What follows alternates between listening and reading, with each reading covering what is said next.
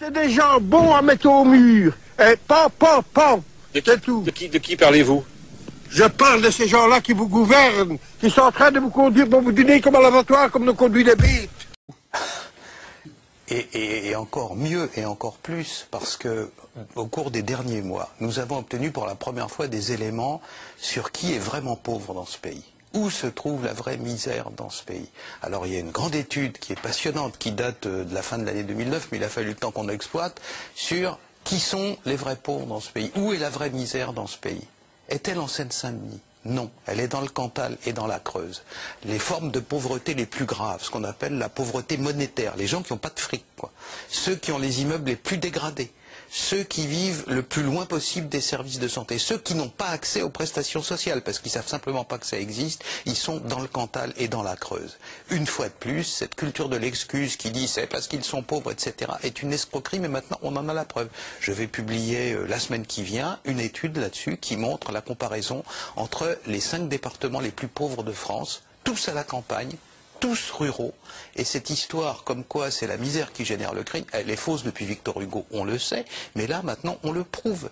Le taux de pauvreté monétaire, c'est-à-dire les gens les plus misérables, 19,5% dans la Creuse, 18% en Seine-Saint-Denis. Est-ce qu'il y a des voitures qui brûlent dans la Creuse ou dans le Cantal? Y a-t-il des gens qui sont lynchés? Y a-t-il des voitures qui sont volées par des carjacking et compagnie? Pas une seule. Est-ce la misère qui génère le crime ou alors d'autres explications qu'il faut trouver? Naturellement, il ne faut pas se précipiter sur des explications faciles, mais en tout cas, une certitude, et maintenant on attend tranquillement tous les gens qui nous disent la misère, le crime, Victor Hugo, tout ça, c'est faux, c'est matériellement et fondamentalement faux. Les 5 départements les plus pauvres de France sont absolument, et pratiquement intégralement. Il y a des cas un peu compliqués, si vous voulez, le Nord et le Pas-de-Calais, il y a des zones qui se chevauchent, rurales, etc. Mais il y a des zones rurales... Et la Seine-Saint-Denis, c'est quand même pas simple, hein. Voilà. Non mais, la Seine-Saint-Denis, ce n'est pas un département rural. Je parle de département sans ville, sans grande ville du tout.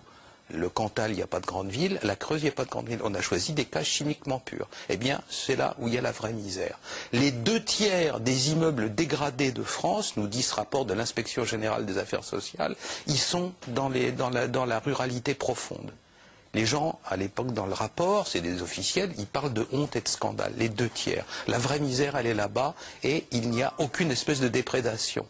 Qu'est-ce qu'on nous raconte? Alors, tant qu'une grande partie de la fonction publique, tant qu'une grande partie de la classe politique sera dans des schémas hugoliens et faux et fera le mauvais diagnostic,